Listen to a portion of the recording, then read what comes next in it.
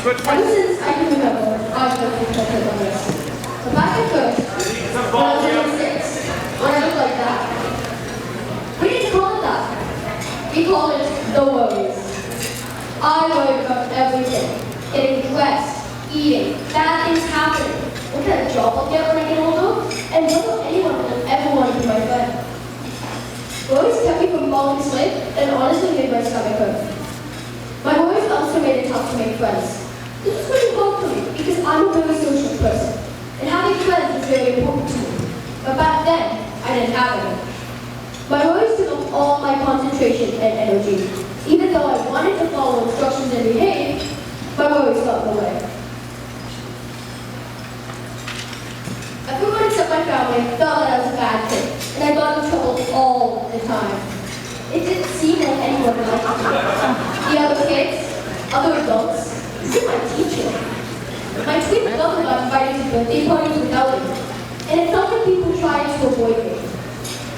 It made me extremely hurt. Worst of all, the worries made it tough at home, because they often upset my family. It was so confusing. I went to see my therapist and learned a lot of helpful things, but the worries didn't stop. No matter what I did or how hard I tried, nothing worked. By grade 3, I was in a terrible state. I was tired, I was lonely, I was confused, and I was so tired. I finally gave up. I just didn't want to get out of bed anymore. I just wanted to disappear. I remember one morning when I was 9. My mom came downstairs just a little earlier than usual to wake us up. She told us that there was a beautiful sunrise that she wanted us to see. My brother rushed out of bed to go take a look. I remember that I really wanted to go too, but I just couldn't. My body felt too heavy, I just couldn't get out of bed. I was too exhausted. I just couldn't do it. I remember after my mom and my brother went upstairs, that I laid in bed and I almost cried. I didn't tell my mom how badly I felt. To this day, it makes me emotional. Because I missed out. I missed out on that one beautiful moment to share with my family that I will never get a chance to see again. I never want to feel that way again. I never want to miss out on anything ever again. Finally one day, I told my mom I wanted to die. My mom recognized the signs of depression, and she brought me to medical help. So, my family brought me back to the doctor. The detail of finding help is a very long and complicated story. To summarize, I was eventually seen by a psychiatrist and was diagnosed with depression and anxiety disorder.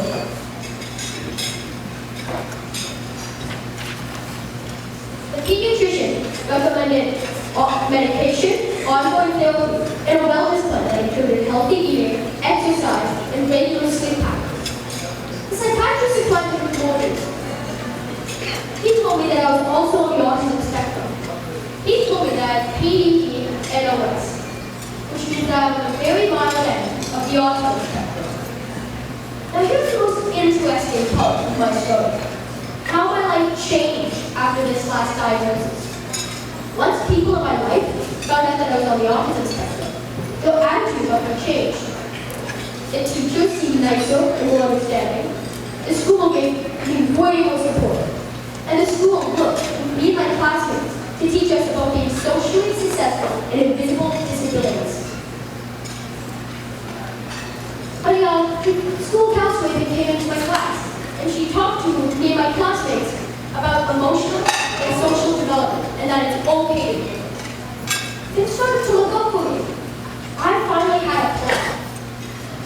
And I was getting the right help and support I needed to feel better. I started to feel less ashamed of myself. And people started to treat me with more respect. Adults seemed to be more patient with me. They almost seemed to be sorry for me. The kids at school also tried to be patient with me. Looking back, I started to wonder, why wasn't I treated this way when I was only dealing with mental illness? When I started asking That's what my family taught me what the word stigma means. I googled stigma, and it means a mark of disgrace. It also has to do with discrimination.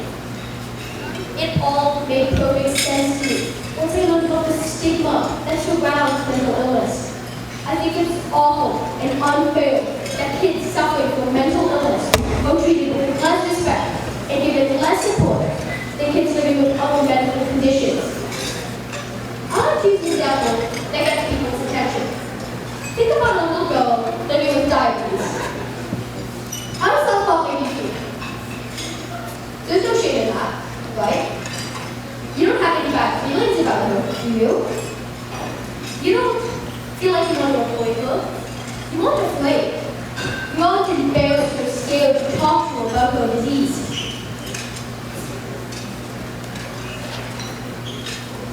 No one would tell this little girl to just get over it or punish her because she can't control her diabetes.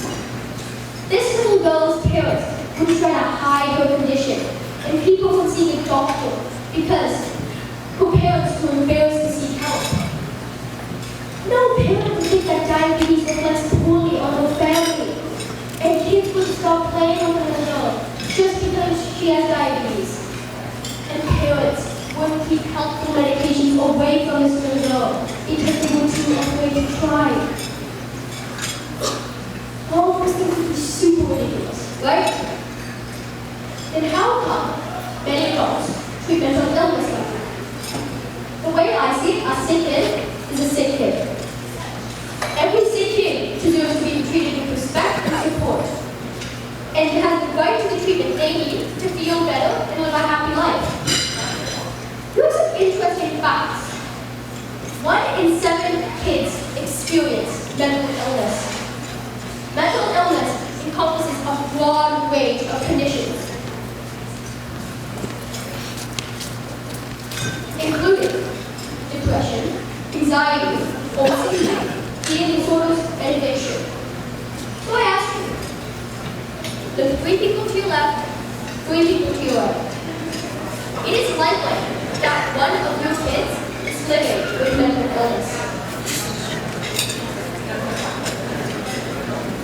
The most common mental disorders in children and youth are anxiety disorder, mood disorders like depression and eating disorders.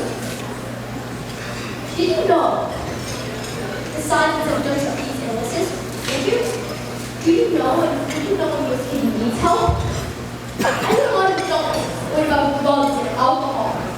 But did you know that suicide is the 2nd biggest killer of our youth in Canada, only second to accidents? And Canada has the 3rd highest suicide rate in the industrialized world. I wish parents would wake up and start paying attention to their kids' mental health. It's so silly that parents are so worried about eating right and proper exercise. But they don't recognize the need to learn about a kid's mental health the same way. I think part of the problem is that parents don't know much about mental illness. They read books and go to classes to be good parents, but they don't recognize the need to learn about the signs and symptoms of mental illness. The statistic that bothers me most is that only 1 in 5 kids who need help with dealing with mental illness will get the help they need. That is crazy. Imagine only 1 in 5 kids who suffer from diabetes got help. Why is this? Maybe their parents are afraid to get them help or worried about how it reflects on them, like parents and their friends and family might say. Maybe parents are worried that the child will be bullied, teased, lose friends with these labels. The reason I'm here tonight is because that it's your job to get over these things. It is your job to get your kid help when they need it. You might need to start by learning more about the signs and symptoms of mental illness. Then you'll need to start talking to your kids about their mental health. And if need be, you'll need to make sure that your kid gets the help they need when they need it to maintain their mental health. Take it from me. The best thing that happened to me is when I received my diagnosis and finally understood what I was up against. Finally, I had a plan to help me feel better. and it's working. I am happier. I'm happier at school. I have loads of friends. I'm happier at home. I sleep with them and I have a better relationship with my family. Every kid deserves the same. And I am determined to make sure that everything who needs help will get it. Before I leave you tonight, I want to ask you for your help. How can you help?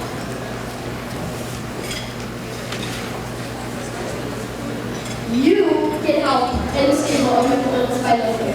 You can help in the stigma by talking about mental illness with your family.